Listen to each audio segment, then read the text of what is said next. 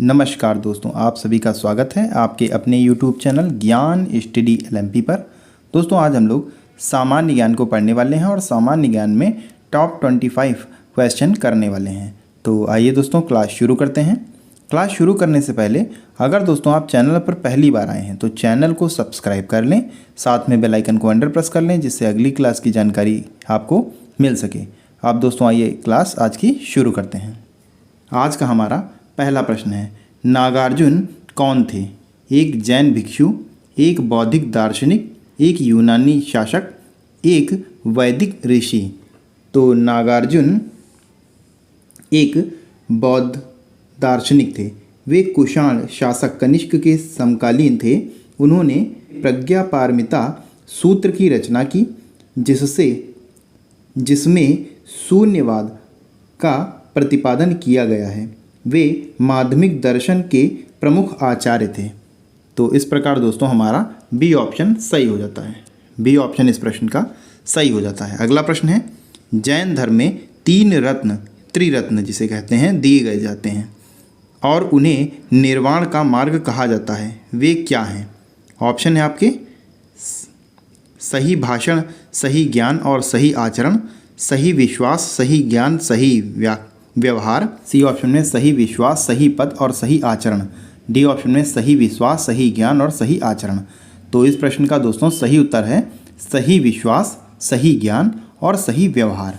तो यहाँ पर बी ऑप्शन हमारा सही हो जाएगा। अगला प्रश्न है, किस वर्ष बाबर ने सुल्तान इब्राहिम लोदी को पानीपत की लड़ाई में पराजित किया था? तो ये किया था दोस्तों 21 अप्रैल 1526 को। तो यहाँ पर बी ऑप्शन हमारा सही हो जाता है। 21 अप्रैल 1526 ईस्वी को बाबर और इब्राहिम लोदी के बीच पानीपत का प्रथम युद्ध हुआ। बाबर के पास विशिष्ट सुविधाएं थीं।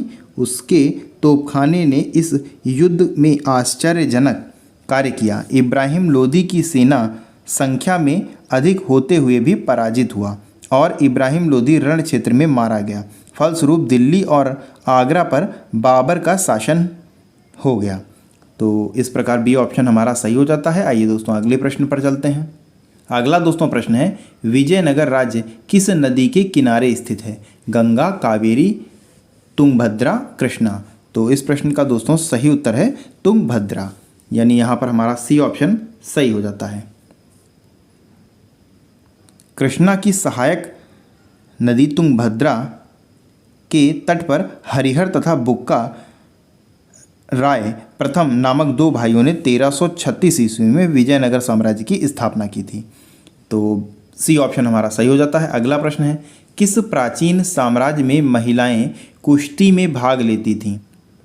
बहमानी साम्राज्य, विजयनगर साम्राज्य, चोल साम्राज्य, उपर्युक्त में से कोई नहीं। तो इस प्रश्न का दोस्तों सही उत्तर हो जाएगा चोल और बहमानी साम्राज्य के अंतर्गत स्त्रियों की दशा बहुत अच्छी नहीं थी। विजयनगर साम्राज्य में स्त्रियों को समाज में सम्मान प्राप्त था। इस काल में स्त्रियों को शिक्षा प्राप्त करने का अधिकार था। उनको राज्य सेवा में भी स्थान प्राप्त था। वे संगीत, नृत्य और ललित कलाओं के अतिरिक्त शस्त्र विद्या में भी भाग लेती थीं। तो इस प्रकार दोस्तों इस प्रश्न का हमारा बी ऑप्शन सही हो जाएगा, विजयनगर साम्राज्य। अगला प्रश्न है, सिविल सेवा किसके शासनकाल से प्रारंभ हुई थी? तो ये दोस्तों प्रारंभ हुई थी लॉर्ड कॉर्नवालिस। तो यहाँ पर हमारा सी ऑप्शन सही हो जाएगा। भारत में सिविल सेवा लॉर्ड कॉर्नवालिस, इनका शासनकाल रहा था 1786 से 93 तक। सिविल सेवा लॉर्ड कॉर्नवालिस के शासनकाल में प्रारंभ की गई थी। लॉर्ड कॉर्नवालिस भारत में सिविल सेवा के जनक के रूप में जाने जाते हैं। तो यहाँ पर सी ऑप्शन सही हो जाता है। आइए दोस्तों अगले प्रश्न पर चलते हैं। अगला दोस्तों प्रश्न है, भारत में किस गवर्नर जनरल को स्थानीय स्वशासन का पिता कहा जाता है? तो ये दोस्तों कहा जाता है लॉर्ड रिपन को। तो लॉर्ड रिपन हमारे डी ऑप्शन में दे रखा है, तो डी ऑप्शन हमारा सही हो जाएगा। लॉर्ड रिपन के कार्यकाल में प्रस्तुत स्थानीय स्वशासन व्यवस्था 1882 में भारत में आधुनिक स्थानीय स्वशासन का प्रारंभ माना जाता है। तो यहाँ पर हमारा डी ऑप्शन सही हो जाता है। अगला प्रश्न है, हिंदू विधवा पुनर्विवाह अधिनियम 1856 जिसे अधिनियम 15 1856 भी कहा जाता है। 26 जुलाई 1856 को लागू हुआ था, जिसे लॉर्ड, आपको बताना है रिक्त स्थान पे कौन सा आएगा, द्वारा पारित किया गया था। तो ये दोस्तों पारित किया गया था लॉर्ड कैनिंग। तो यहाँ पर हमारा सी ऑप्शन सही हो जाएगा। विधवा पुनर्विवाह की स्थिति में सुधार लाने के लिए ईश्वरचंद विद्यासागर ने अथक प्रयत्न किया। 1855 ईस्वी में ईश्वरचंद विद्यासागर ने ब्रिटिश सरकार से विधवा पुनर्विवाह पर कानून बनाने के लिए अनुरोध किया, जिसके परिणाम स्वरूप 1856 को हिंदू विधवा विवाह अधिनियम 1856 लागू किया गया, जिसे लॉर्ड कैनिंग द्वारा पारित किया गया था। इस अधिनियम के द्वारा विधवा विवाह को वैध करार देते हुए इनसे पैदा होने वाले बच्चे को वैध माना गया। तो यहाँ पर सी ऑप्शन सही हो जाएगा। अगला प्रश्न है, भारतीय संविधान के किस अनुच्छेद के तहत उपराष्ट्रपति का चुनाव होता है? अनुच्छेद 54, अनुच्छेद 63, अनुच्छेद 66, अनुच्छेद 74। तो इस प्रश्न का दोस्तों सही उत्तर है अनुच्छेद 66। तो यहाँ पर हमारा सी ऑप्शन सही हो जाएगा। भारतीय संविधान के अनुच्छेद 66 के अंतर्गत उपराष्ट्रपति का निर्वाचन होता है। उपराष्ट्रपति का निर्वाचन संसद के दोनों सदनों के सदस्यों से मिलकर बनने वाले निर्वाचक गण के सदस्यों द्वारा आनुपातिक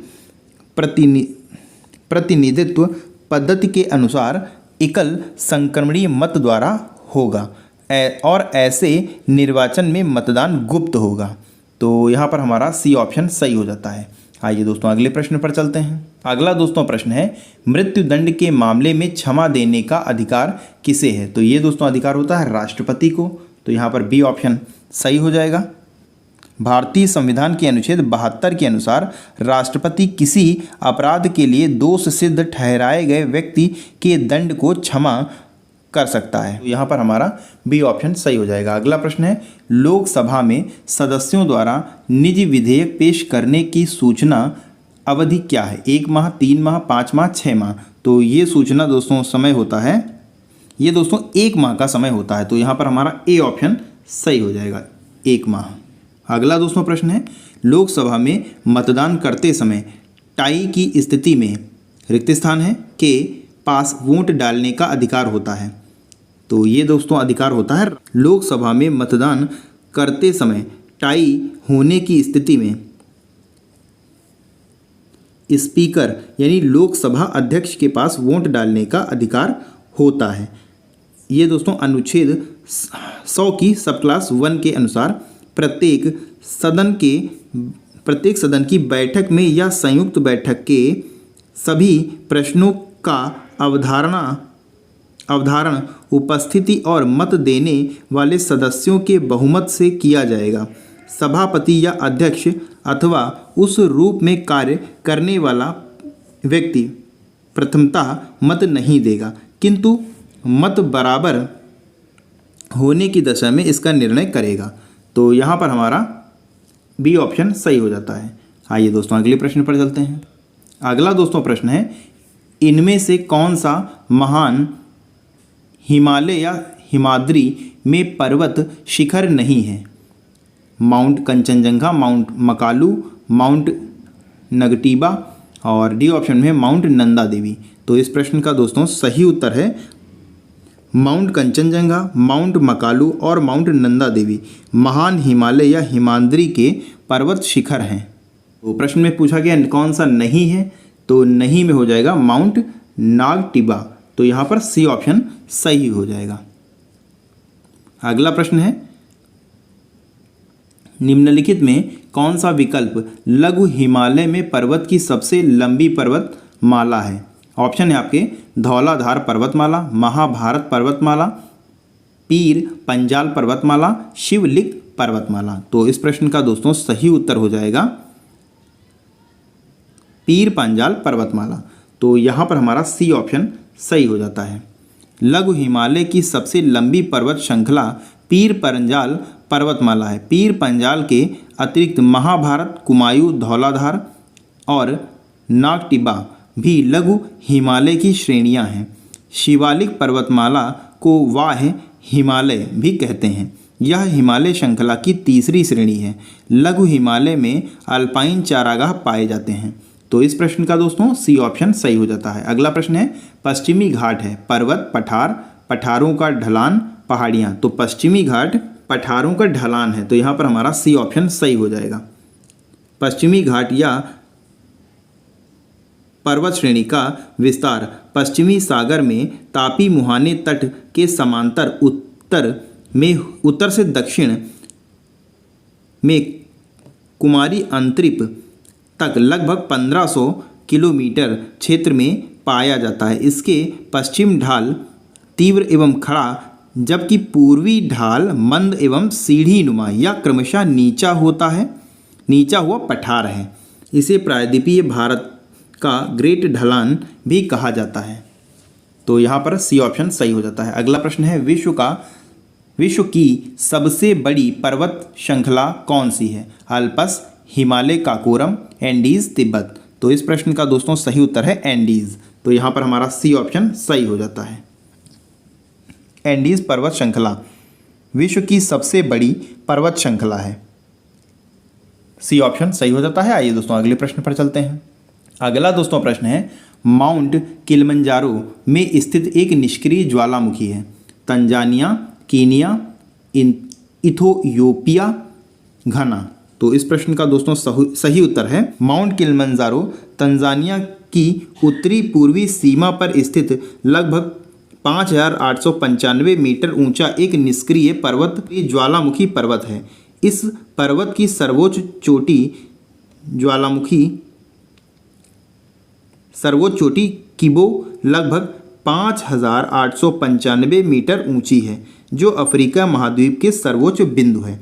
तो इस प्रकार दोस्तों इस प्रश्न का सही उत्तर हो जाता है तंजानिया, यानी हमारा ए ऑप्शन हमारा सही हो जाएगा। अगला दोस्तों प्रश्न है तनामी रेगिस्तान निम्नलिखित में से किस देश में स्थित है? चीन, दक्षिण अफ्रीका, ऑस्ट्रेलिया, भारत। तो ये दोस्तों स्थित है तनामी रेगिस्तान पश्चिमी ऑस्ट्रेलिया में स्थित एक रेगिस्तान है जो 1,84,500 वर्ग किलोमीटर में फैला हुआ है। तो यहाँ पर हमारा सी ऑप्शन सही हो जाता है। अगला प्रश्न है निम्नलिखित में से कौन भारत में थोक मूल्य सूचकांक के मुख्य घटक हैं? प्राथमिक वस्तुएं, ईंधन और बिजली, सेवाएं, विनिर्मित उत्पाद। तो इस प्रश्न का दोस्तों सही उत्तर हो जाएगा, इसमें दोस्तों प्राथमिक वस्तुएं हो जाएंगी, ईंधन और बिजली हो जाएंगी और विनिर्मित उत्पाद हो जाएंगे। तो इस प्रकार दोस्तों हमारा ए ऑप्शन सही हो जाएगा। आइए दोस्तों अगले प्रश्न पर चलते हैं। अगला दोस्तों प्रश्न है भारत में निम्न में से क्या अप्रत्यक्ष कर की श्रेणी में है? आयकर, सेवा कर, संपत्ति कर, निगम कर। तो अप्रत्यक्ष की श्रेणी में दोस्तों इसमें हो जाएगा सेवा कर, दोस्तों इसमें हो जाएगा। तो यहाँ पर बी ऑप्शन हमारा सही हो जाएगा। अगला प्रश्न है भारत में आयकर को कहा जा सकता है? प्रत्यक्ष और समानुपाती, प्रत्यक्ष और प्रगामी, अप्रत्यक्ष और समानुपाती, अप्रत्यक्ष और प्रगामी। तो इस प्रश्न का दोस्तों सही उत्तर हो जाएगा भारत में आय को प्रत्यक्ष और प्रगामी कहा जा सकता है। प्रत्यक्ष और प्रगामी हमारे बी ऑप्शन में दे रखा है, तो बी ऑप्शन हमारा सही हो जाएगा। अगला प्रश्न है अलीगढ़ रिक्त स्थान के लिए प्रसिद्ध है। तो अलीगढ़ दोस्तों किस लिए प्रसिद्ध है? अलीगढ़ तालों के लिए प्रसिद्ध है। तो यहाँ पर हमारा डी ऑप्शन सही हो जाएगा। आइए दोस्तों अगले प्रश्न पर चलते हैं। अगला दोस्तों प्रश्न है उत्तर प्रदेश राज्य में शहर पीतल के बर्तन और हस्तशिल्प के लिए प्रसिद्ध है। सहारनपुर, मुरादाबाद, आगरा, लखनऊ। तो पीतल के बर्तन के लिए मुरादाबाद प्रसिद्ध है। तो यहाँ पर बी ऑप्शन हमारा सही हो जाएगा। अगला प्रश्न है इनमें से कौन सा स्थान धातु की कला, रंगीन तामचीन और जटिल नक्काशी के लिए प्रसिद्ध है? उत्तर प्रदेश में लखनऊ, उत्तर प्रदेश में वाराणसी, उत्तर प्रदेश में मुरादाबाद, उत्तर प्रदेश में खुर्जा। तो दोस्तों इसके लिए प्रसिद्ध है उत्तर प्रदेश में स्थित मुरादाबाद जिला धातु कला, विशेषकर धातु से निर्मित मूर्तियाँ, रंगीन तामचीन और जटिल नक्काशी के लिए प्रसिद्ध है। तो यहाँ पर हमारा सी ऑप्शन सही हो जाएगा। दोस्तों बात करें लखनऊ की, तो लखनऊ में जरी और चिकनकारी के लिए, खुर्जा में चीनी मिट्टी के बर्तन के लिए और वाराणसी डीजल इंजन के कारखाने के लिए प्रसिद्ध है। तो यहाँ पर इस प्रश्न का सी ऑप्शन सही हो जाता है। अगला प्रश्न है और आज का हमारा अंतिम प्रश्न है उत्तर प्रदेश में एकमात्र तेल रिफाइनरी कहाँ पर स्थित है? प्रयागराज, मथुरा, आगरा, कानपुर। तो ये दोस्तों है मथुरा में। तो यहाँ पर हमारा बी ऑप्शन सही हो जाता है। उत्तर प्रदेश में एकमात्र तेल रिफाइनरी मथुरा में स्थित है, जो भारतीय तेल निगम IOC द्वारा संचालित की जाती है। यह रिफाइनरी बॉम्बे हाई, नाइजीरिया तथा मध्य पूर्व से आयातित सल्फर क्रूड को प्रसंस्करण करता है। तो इस प्रश्न का बी ऑप्शन सही हो जाता है। तो दोस्तों आज के लिए बस इतना ही। कैसी लगी आज की क्लास कमेंट करके ज़रूर बताएं। और दोस्तों अगर आज की क्लास आपको पसंद आई हो तो वीडियो को लाइक करें। और अगर दोस्तों आप चैनल पर पहली बार आए हैं तो चैनल को सब्सक्राइब कर लें, साथ में बेल आइकन को अंडर प्रेस कर लें, जिससे अगली क्लास की जानकारी आपको मिल सके। मिलते हैं अगली क्लास में, तब तक के लिए नमस्कार, जय हिंद, जय भारत।